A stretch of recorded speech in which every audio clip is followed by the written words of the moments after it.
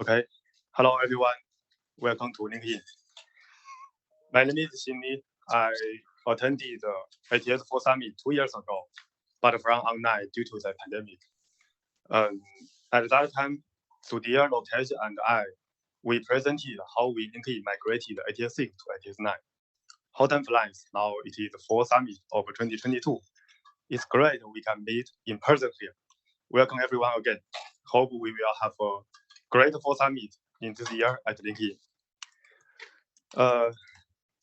As we all know, routing or remap is a big part in ATS. ATS processes traffic to various origin servers based on routing rules in remap.config. 3 years ago, Sudhir is not coming. Okay. 3 years ago, Sudhir had a wonderful presentation to introduce the idea about the unified traffic routing in ATS. After that summit, we started to investigate then launched the project of UTR. Today, I'm honored to be together with my colleagues, Jacob and Kevin. We will introduce the UTR in LinkedIn, our design, our architecture, our implementation, and the native status. Here is our today's agenda. I will overview the project. Firstly, Jacob will introduce the UI and the UTR middle tier, mainly focus on how to capture user requirement and the rule generation. After that, Kevin will introduce the ATS backend, mainly about the UTR rule and the rule consumption in our UTR plugin. We will leave 5 to 6 minutes for the Q&A at last. Any questions so far? Okay, cool. Let's move forward. Yes, so let's first see the motivation why we have a UTR project. With LinkedIn website growing, more user, more traffic, and more service, we got more challenge about routing related process. And we got a pain for both our traffic team and our service owners in LinkedIn. Like our traffic team, including traffic SRE, like Jacob is from traffic SRE, and traffic dev, like Kevin and I, we are from traffic dev. Our traffic SRE is responsible for the remap rules, and but getting large operational effort with tedious process and many manual work of a rule creation and deployment. And like SRE spend 20% time on remap request and needed to handle about 150 remap requests in a quarter from tickets. And based on our current process, like communication with user, like from the tickets, like for the requirement, we had a minimum 2 weeks rollout cycle that affect service owners as well. And also we rely on external system for the advanced routing, like routing based on HTTP headers, cookies, and geo information, and so on. To support those HTTP feature-based routing, we have to call external system API, like to filter traffic to do remap.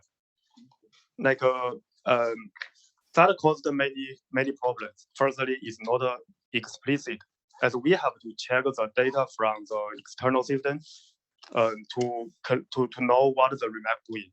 Also, it's not efficient as the core of as a cost from the external API call, and moreover, it's not reliable as the external system down or any issue happen. Our remap could be not work correctly. This is for traffic SRE. What about for our traffic dev? We also got a harder development and maintenance problem. We had to develop different customized remap plugin for different user case. It causes the code maintenance problem, also making the rule complex and very difficult to understand. As like the rules logic and behavior is hidden in the different plugin code, we cannot know what is the rule to do without digging into the code. And for our service owners, the whole process is fragile.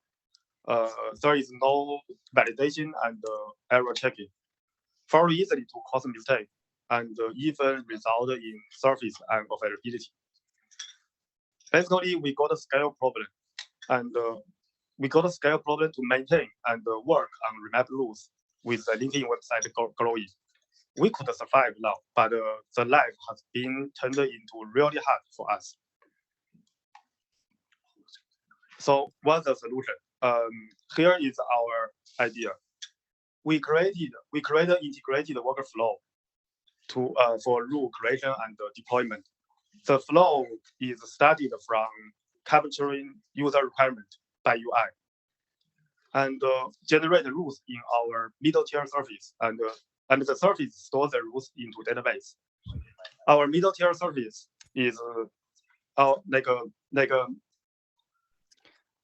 the rules are fetched by ATS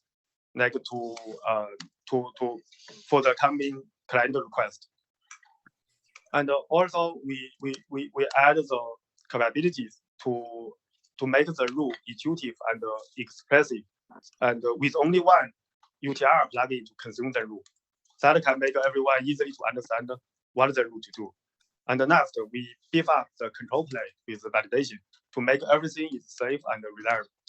In summary, we are building a self-service tool from end to end, improving the whole process and making life easier for all our traffic SRE, traffic dev, and service owners.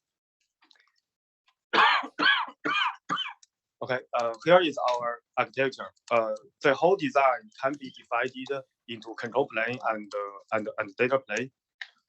For the control plane, we have UI to capture users' requirement and generate rules in our middle tier service, and the service stores the rules into database. Our middle tier service is called route server, which is cross different linking data centers with one master, and the master replicate rules into other data centers. As kind of backend, ATS fetch rules from the middle tier service and consume the rules for the coming traffic. Jacob will introduce more detail about this part, like how to manage the rules in our system.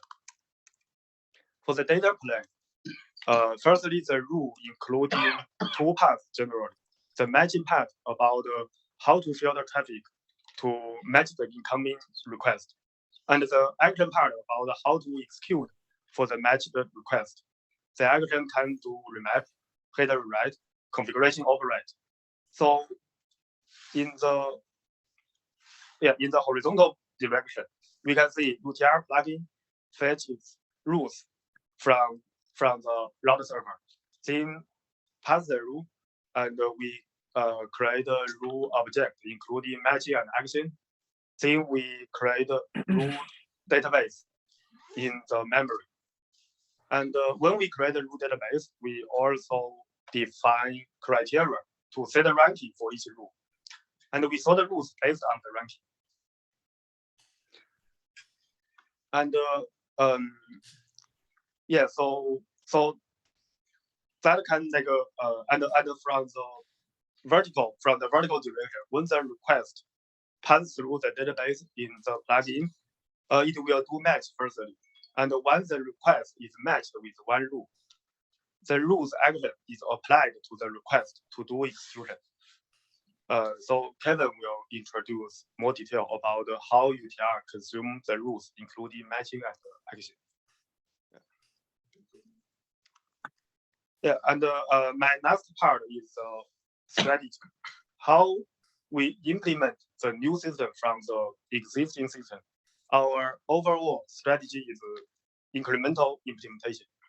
We define different development phases with associated milestones. In phase one, we target the incremental feature support with backward compatibility and dependency removal. We build a UTR remap plugin. We migrate and eliminate other remap plugins one by one into UTR plugin. We design UTR rule to achieve explicit backward compatibility and flexibility. we support the UI to capture users' requirement, and we add more validation and remap builder to support the expressive rule. In phase 2, we will be focused on performance and optimization. We want to remove remap.config constraint to build a UTR rule engine that can remove the limitation about routing based on path and remove the linear scanning overhead when rejects used in the URL. And we want to optimize like lookup order and matching, and we will support some helpful features like global rule, grouping, and this is for phase 2. And for phase 3, we will target the end-to-end self-service. The feature will be like security approval and automation from UI to route server, including authorization and authentication, and user on demand deployment and auto rollback. Yeah, I think the overview is done, and let me hand over to Jacob for the next part.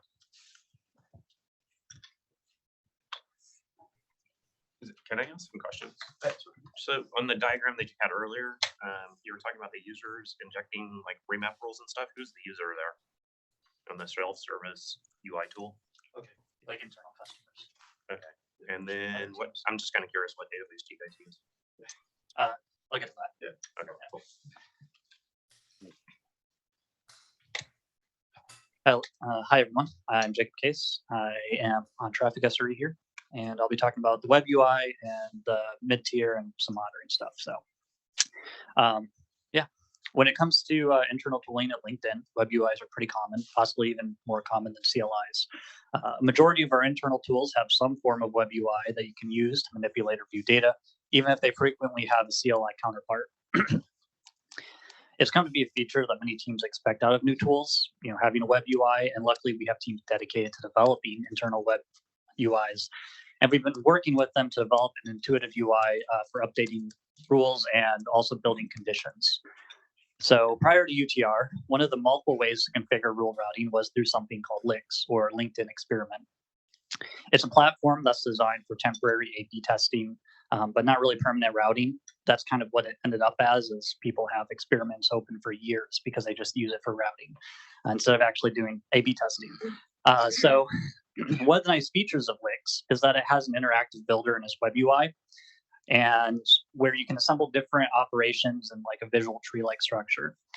And since we want to move that functionality natively to UTR, we want to have something similar yet tailored towards UTR, because LIX is very general purpose.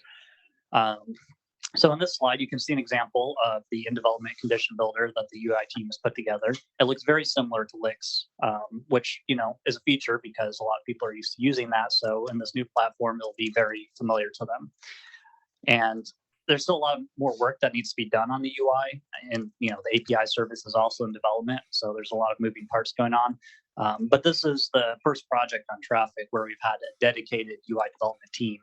And we'll be able to build a really good experience for our internal customers because of that. So to start with, we'll use this tool internally for Traffic SRE while we polish it and work out the details and permission model and all that. After which we'll release to the rest of the company and sit back and relax. So, well, that's the idea. Okay, so talk.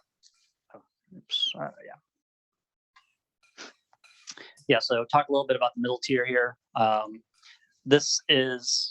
So today we have many hundreds of ATS instances in each production environment, and we regularly release new remap configurations to them. We do it in batches. We have one person dedicated every week to just pushing these out to different environments on different days.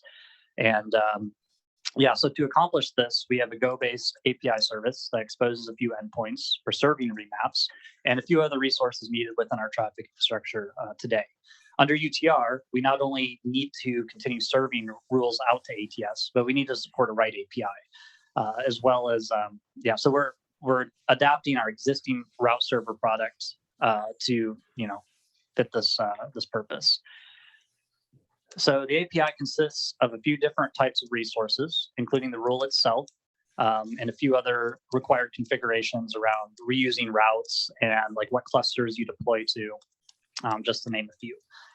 So when rules first updated via the web UI, CLI, or HTTP client of your choice, I mean, you can use curl if you want, but we'll first validate the contents of the rule. This includes verifying the endpoints exist in our topology and port registry services. It's registered in our dynamic discovery service, which will be covered in talk tomorrow. I'm pretty sure it's tomorrow. And any other validation required. Once it passes validation, it's inserted or updated in the database. So the schemas our customers use when updating the rules are not identical to the schemas the UTR plugin understands, because with the exception of the condition DSL, because rules are that the customers updating are scoped to the entire environment, like production or integration. Where in our case we have multiple production environments, and we want to be routing locally to those origins. So we have a process where we take the rule and convert it into data center local configurations.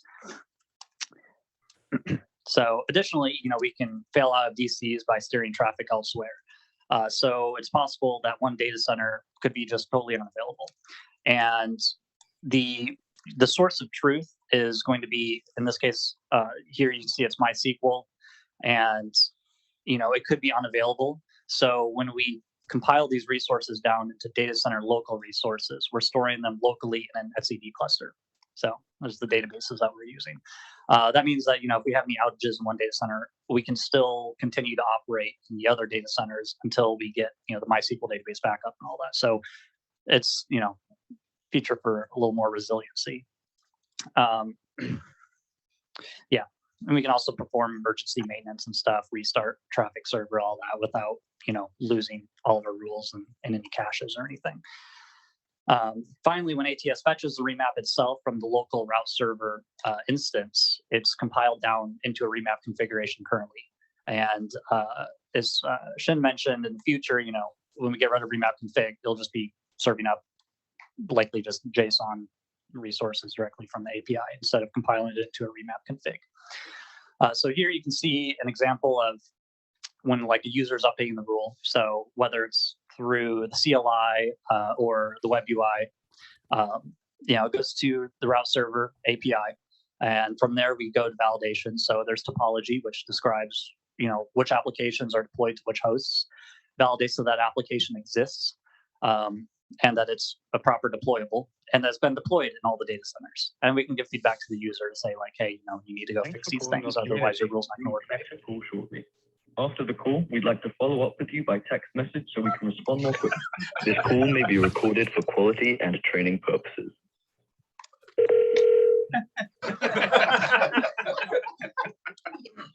You didn't route that one, Brett. Yeah. Good thing I'm not on call. And we also have a port registry. All of our applications have a port assigned to them, and so we make sure that they configured that correctly. And eventually, we can use all these sources of truth to automatically resolve these based on some initial information, like what's the name of your application. Okay, we'll go look up the HTTPS health check port, for example. And then there's also the service discovery, D2 dynamic discovery, which again is going to be talked about later in another talk. So once we do the validation, we store the resource in MySQL, and then we store the operational resources in the local etcd clusters of every data center. And then ATS fetches them. So, all right, so talk a little bit about monitoring here. Monitoring has always been a difficult thing on traffic because of just the volume and how many hosts we have. And it's really hard to get all those logs someplace where we can actually search for them. We have many dozens of teams running their own unique applications, and they're all performing different functions, and there's no simple way to know what the intent of any given role is. So a service may return 400, 500 status codes, but that's not really an actionable event for traffic. Our customers already have the tools to monitor and alert on these issues on their applications. However, on traffic, we're still not immune from bugs or any gaps in our validation of customer created rules. So we could just not validate a field correctly. It could cause ATS to crash or something. So to this end, we are taking a few steps to protect our stack and help the customers also protect theirs. And so first, when a rule is updated and a customer wants to get it released, we'll use a gradual ordered rollout over a multi-hour release window. Multiple rules can be rolled out at once because otherwise it would just accumulate a huge backlog because of how many changes happen, especially if we did it over a few hours. And newer canaried rules, and canaried in this case is like a test rule goes out to one host and maybe goes out to two hosts and slowly rolls out. And it's a good way to kind of compare it to the old version. So it gets rolled out over all of the hosts. Any newer canaried rules are always going to be on a subset of the older canaried hosts. So it's all deterministic, as far as the ordering of the rollout until the rule has reached 100% of hosts, at which point it's just considered promoted. So additionally, we provide our customers with the tools to monitor the health of their own rules. Each rule has a name and a generation associated with it, generally referred to in combination as rule ID. The name is currently derived from the domain and path prefix, among a few other attributes, because that's what we're matching on when we select which UTR rule to execute. In the future, that might change when we get rid of remap config, but for now, that's how the name of the rule is generated to be unique. And the rule generation itself is incremented every time a rule is updated and requires rollout. So it allows us to compare an older iteration of a rule with a newer iteration, given the same incoming match criteria. The UTR plugin adds the rule ID and an integer that indicates which route in that rule was matched, which Kevin will kind of give an example of what the rules look like later in the talk. So when we then log these headers to disk as part of our JSON formatted access logs, which are subsequently consumed by our log and metrics collector, which we have running as a sidecar on all of our ATS hosts. The rule ID and route identifiers, along with many other log fields that we use for other purposes and just general observability, are serialized, compressed, and shipped to an aggregation service, which then forwards them into Azure Blob Storage for ingestion into Azure's Kusto service. Logs can then be directly queried by our customers if they desire, but we also provide dashboards for customers to help them understand how their rule is performing overall. Since we have this information, we can provide them a dashboard that basically allows them to look at a specific match criteria and compare like an older iteration of the rule with a newer one and see the traffic distribution to different services and the status codes. So we also have a tool called Iris, which is kind of like a self-hosted PagerDuty, where it will text, email, and Slack notify you for alerts you set up. Iris is also open source on LinkedIn's GitHub if you want to take a look at it and want your own self-hosted PagerDuty essentially. So in this diagram you can see ATS writes the access log. The collector is running on the same host. The collector itself extracts these different components out of the access log. Most of the things it just leaves as is. Rolls them up, converts them to Avro, compresses them, rolls them up, sends them to the aggregation service, and then it's Kusto, and then from there is another service that regularly queries Kusto, and then if certain thresholds are met, it then pushes an alert into Iris, and then of course the dashboard you can go to and just ad hoc kind of look around, or you can just write a query from scratch and look at all of the fields that we are logging directly, in the access log itself. So next is the backend, and this is for Kevin. So I have some questions about the web UI stuff and going ahead and setting A/B tests and stuff. So we've been looking at that more because that's kind of the direction of where things are headed. Is there any lessons you've learned on the web UI and people using it for setting up their routing rules and stuff? Like any insights or any? I mean, we don't. Yeah, I mean, the web UI is still under development, so we don't really have much information on that. Mm-hmm. There are teams that have written plenty of web UIs for other internal customers, and they probably have the best insight. But I mean, we have a lot of resources around just common patterns and how to build internal applications. A lot of our internal applications have a consistent feel and look to them. So we do have guidelines around that. But yeah, I mean, at this point, we have a UI that they can use to configure some internal routing requests, like internal routing as in other internal tools. We don't have anything for having them configure external routing yet because those rules are much more complicated because that's when you want to route on things like GeoIP and different headers and stuff internally. It's usually just, I want this domain to the service. So yeah, I don't really have any good insight on that yet. Okay. I'm sure we'll give another talk on this in another year or two and give an update on how it's going. Okay, cool. All right. Big thanks to Xin and Jika for a great overview of the UTL project. And now let's move on to the backend. So this is where the magic routing happens. So here we will emphasize on two components. The first one is the pre-validation. So this is where we validate all of the rules generated from the route server and before pushing to production. And another component I want to focus on is the UTL plugin. So as Xin mentioned earlier, the UTL plugin's mission is to replace all of the existing plugins. Because in the past, over the past decades, we have developed a lot of customized routing plugins, and it's causing a lot of headaches to LinkedIn. Because we all know LinkedIn has a very large scale of remap lines. Currently, we have roughly around 14,000 lines, which is a lot. So we cannot deprecate all of the remap lines and all of the remap plugins at a single day. So we will have to do a migration gradually. So because of the migration, and we have also developed the handshake protocol between the UTL plugin and the existing remap plugins, so that when UTL plugin is taken over, the existing remap plugins they know to skip. So finally, when we have successfully migrated all of the remap lines to the UTL plugin, all of the existing remap plugins will be deprecated. And when that day comes, the only plugin that's remaining is the UTL plugin. So what is inside this UTL plugin? The UTL plugin has all of the UTL rules generated from the route server.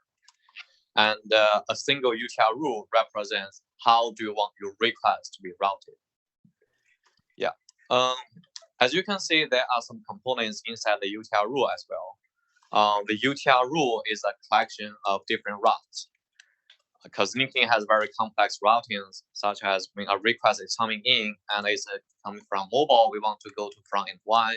If it's coming from desktop, we want to go to front end 2, etc.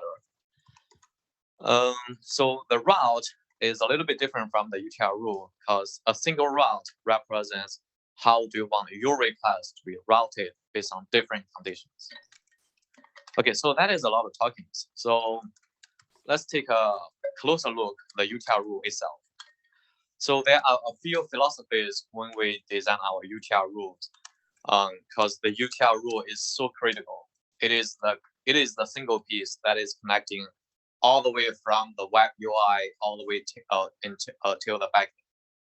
So the first philosophy for our UTL rule design is it has to be explicit and it has to be intuitive. As you mentioned earlier, for the past decades, the customized plugin we have developed is causing troubles. And whenever we want to debug or whenever we want to know exactly what is this remap plan doing, we have to dig into the code. We have to look at the source code. We want to design a rule that is explicit and intuitive enough. If you look at the rule, immediately you know what is the routing. And the second philosophy is we want the rule to be flexible enough so that our user can just build the rule like building like you just plug and play without writing any new code. And the last philosophy is it has to be simple enough. Because due to emergencies, we still want to apply patches to our routing rules. So our traffic SRE, they should be able to write a rule very easily. So as of today, there are only 3 fundamental building blocks in our UTL rule. And they are operators, filters, and actions. And today we have already migrated hundreds of existing remap lines to UTL rule.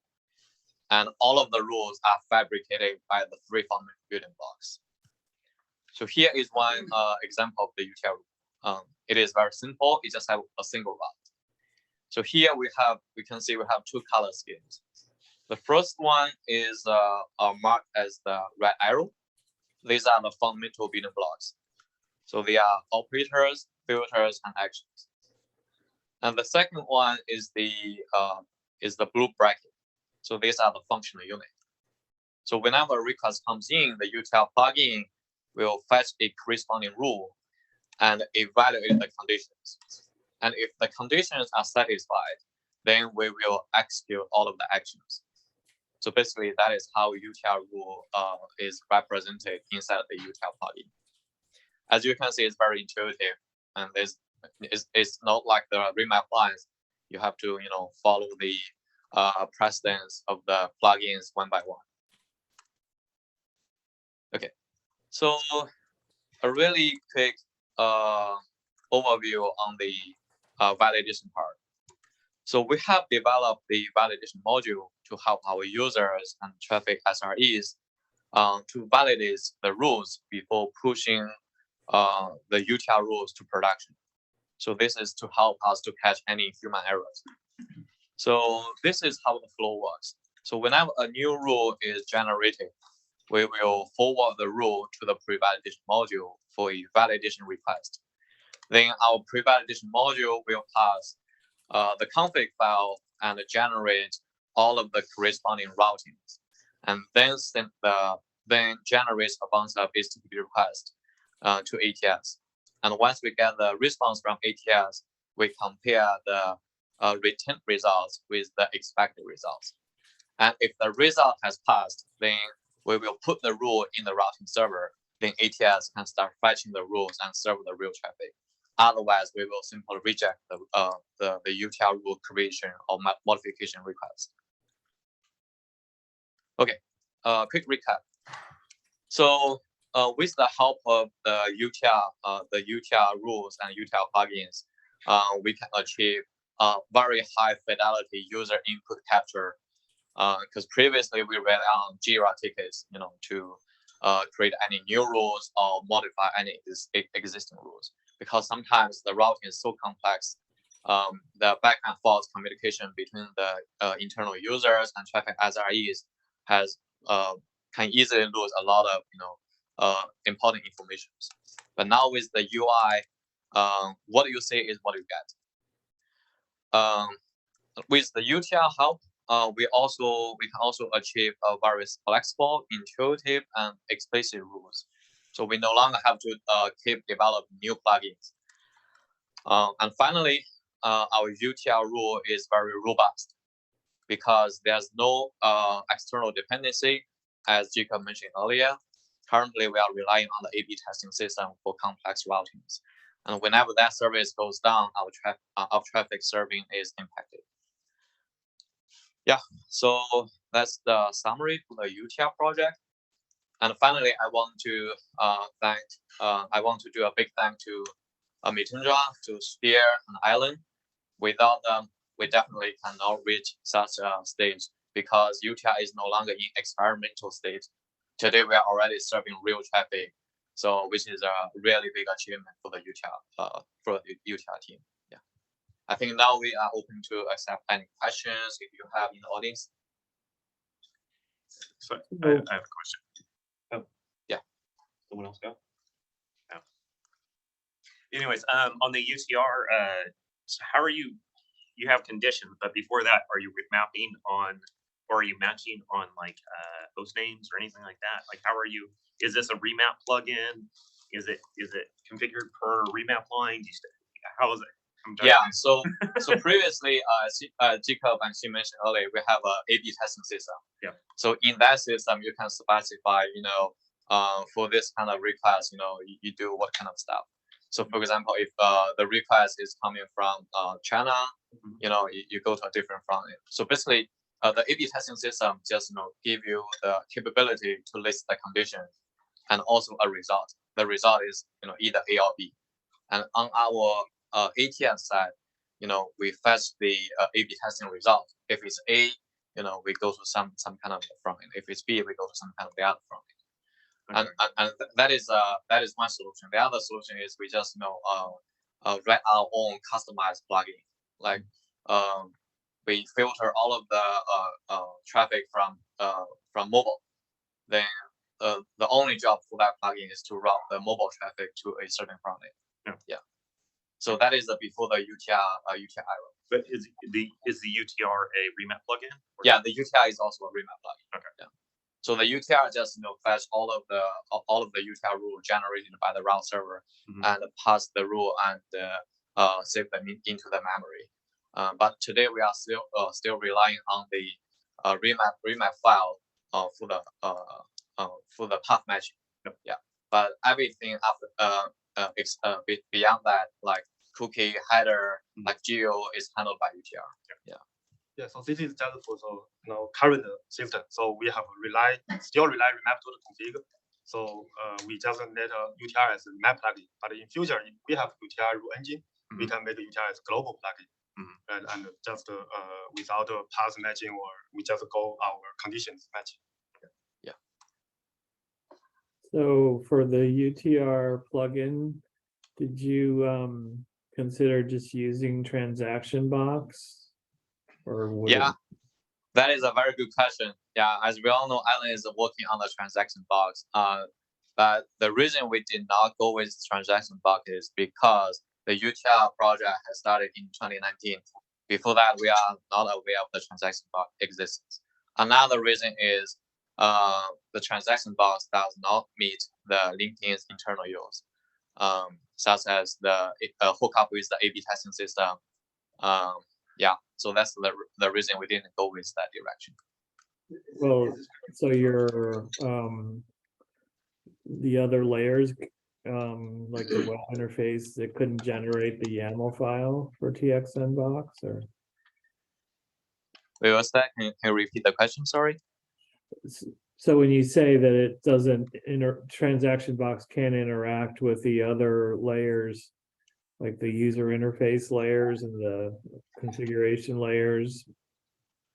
Well, Okay. it's not just the configuration layer. It's also the other internal services that we interact frequently. So like we match on like member ID, for example. Yeah. We need a way to extract that because that's not just a regular header. Yeah. So Jacob also brought a good point, which is we do a lot of member matching. So without modify the transaction box, it may not. We cannot just use the transaction box out of the box. Yeah. So you're saying that. Yeah. So you're, if I'm understanding right, there's stuff that this does that is like LinkedIn specific as logic for that. Yeah. That's kind of ad hoc for that. Is the intention to open source this somehow? What's the implication for the relationship of open sourcing this? Yeah, I think Xin has a very good answer for the open source. Yeah, Xin. Yeah, like. Thank you. Yeah, and I just add one point for the transaction box. I think we also have some discussion with Alan. For routing, because that project is studied for earlier. But for configuration of write and header rewrite, we still consider if we can make our UTR level as a wrapper and work with together with the transaction box. So that is one solution. So I think we will have more discussion. And considering the open source so the issue is a little complex. Our plugin, we also have some code dependency. We call some common library. So that common library is owned by different team and also by different user case. So it's not easy to open source quickly or I think our strategy is firstly we will have more consideration in our team, and we will coordinate with other team, and we could graduate or incremental to open source and just make our code also more robust from the open source. So that is our current consideration. Yeah. So just continuing on this idea and theme, I wonder if the way forward, maybe to open source some of this logic, is to collaborate with transaction box. I don't know if that's possible or not from an architecture standpoint, because some of these goals that you mentioned with kind of unify, you have a bunch of specific plugins that you're making generic plugin for. Well, I've heard Alan talk a lot about that with transaction box. That's his design goal for transaction box, is to create a generic interface that's easily configurable, as you mentioned here. So this is the first time we hear this. I wonder if some of that, since the design goals are so similar, I wonder if transaction box could be a tool for bringing some of that logic forward. Yeah, definitely. Yeah, I think we could have more discussion with also with Alex, and yeah, we will keep update to the episodes. Yeah, we'd also have to figure out, because right now it's just querying from an API from the control plane. And the control plane is very linked and specific. Yeah. So we'd have to have for like a data generic solution for that as well. Yeah, I've got some plans for that, but I didn't want to talk about transaction box yet again on the summit. We'll be spared that this time. So the UTR plugin, does it look at the message body for the routing as well? I guess it's not, I mean, if it's just headers, I would think transaction box. If you have just like some X headers that you route on, I would think transaction box could handle that with no problems. Yeah, I mean, I think we're rat holing here. Obviously, I have a personal interest, but I think we ought to. Yeah, I'm just curious about, some of these little ATS specific details, I guess, but yeah, I mean, don't want to take up too much time. Well, you might be able to get Kevin or Shen on Zoom later if you want to have a private chat with them. Yeah. I'd assume you're taking the headers for the request. Are you actually querying a database live at that point in time, or are you just taking the headers and making route decisions on that? It's all in process. Huh? It's all in like in ATS. Right. Correct, but are you actually going out and like querying, or do you have local database or any kind of database for routing rules, or are you just routing based upon the headers that are coming in on the request? It's the latter. We don't have a database. No, you don't. Okay. But have you seen any latency or done any load testing with the high request per second you can do? So he's asking, like, have you guys benchmarked this, the UTR stuff, and like how performant is it? Not yet. So No, we are not still really. I mean, like, we are still in phase 1. So we just do migration now. Okay. Everything is also built based on current remap.config. So the performance, I think, is still the same with before. But when we get phase 2 or phase 3, I think we will do benchmark testing, and we will share data. Yeah, currently we only have a tiny fraction of the traffic served by UTR, Okay. but we didn't see any performance drop. Okay. Because of that, maybe the traffic is so small. Yeah. At least for the migration, at least the performance could be dropped a little bit, because for the migration, right, we need to consider the handshake with other plugin. Yeah. But after the migration, that we default the entire, that make more sense to get the benchmark data. You said earlier that this started in 2019, or is this a new project? It's a non-project.